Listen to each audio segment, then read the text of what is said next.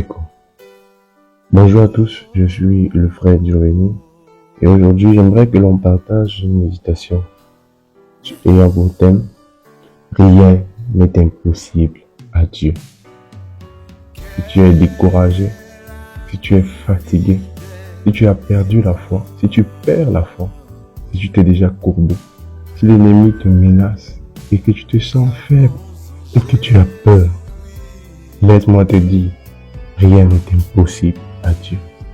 Alors nous allons commencer notre méditation ayant pour texte de base Luc 1 au verset 37. Luc 1 au verset 37, là il est écrit, car rien n'est impossible à Dieu. Un matin, l'ange de Dieu vint vers une jeune fille vierge dans une ville d'Israël. D'abord étonnée de cette présence, elle sera davantage surprise d'apprendre qu'elle va devenir enceinte, qu'elle va enfanter un fils auquel elle va donner le nom de Jésus. Cette jeune fille s'appelait Marie. Comment cela pouvait-il se faire? Comment cela pouvait-il être possible? Elle qui était vierge et n'avait jamais connu d'homme. Quelle science peut faire chose pareille? Avec cette question, l'ange va lui dire, rien n'est impossible à Dieu. Et 9 mois après, naissait le sauveur de l'humanité. Les hommes cherchent les solutions aux multiples problèmes qu'ils rencontrent dans le monde. Mais combien se tournent vers celui à qui rien n'est impossible, Dieu. Nous sommes dans un monde de dépression, de désolation, de tristesse, de pleurs, de larmes, de grincements de dents, de gémissements, de guerre. Plusieurs se laissent dans le désespoir, ne sachant où aller pour leurs difficultés. Lorsque la science n'a pas donné de solution, lorsque les sectes n'ont été d'aucun secours, lorsque la prostitution et l'alcool n'ont rien amélioré, et que l'échec se trouve à chaque tournant de la vie, on déprime, on craque, on pleure, on se lamente. Plusieurs pensent et commettent même le suicide, tandis que certains se mettent sous une petite dépression ou tombent dans le découragement. Ah, la science a voulu donner l'espoir aux hommes, mais hélas, elle est limitée et souvent ne propose aux hommes que des remèdes, souvent pires que les maladies. Quelle tristesse!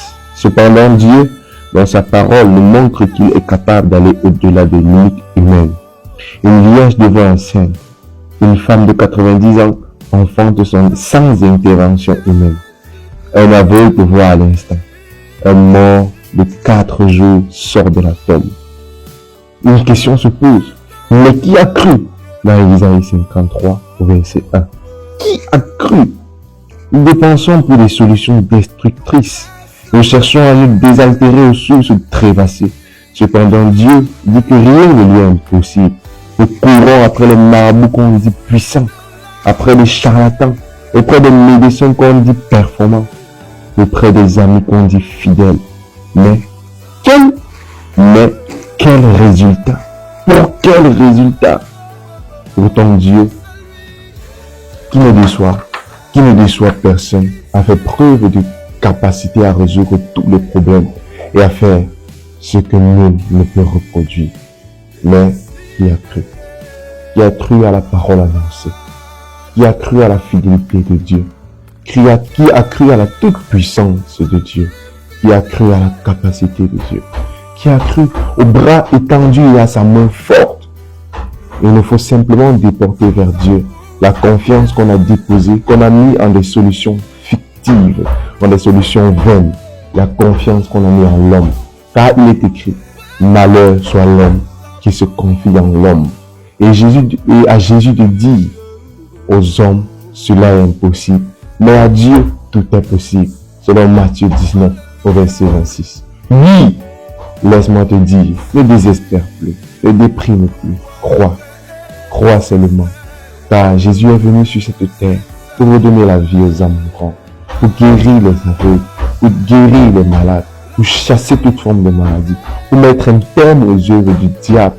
Alors, quelle que soit la situation que tu peux endurer, Dieu est capable de t'aider. Il faut croire, car rien n'est impossible à Dieu. Rien n'est limité à Dieu. Crois seulement et donne ta vie à Jésus.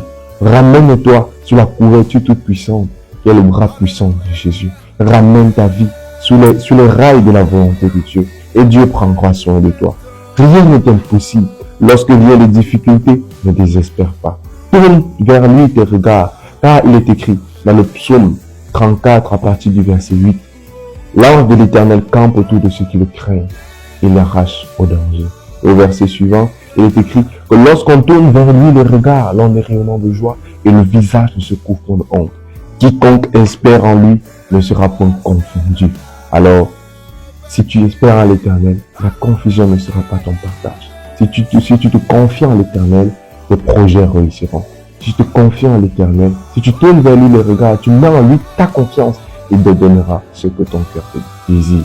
Alors viens à Jésus. Si tu n'as pas encore rencontré, c'est l'occasion de venir à Jésus en ce moment.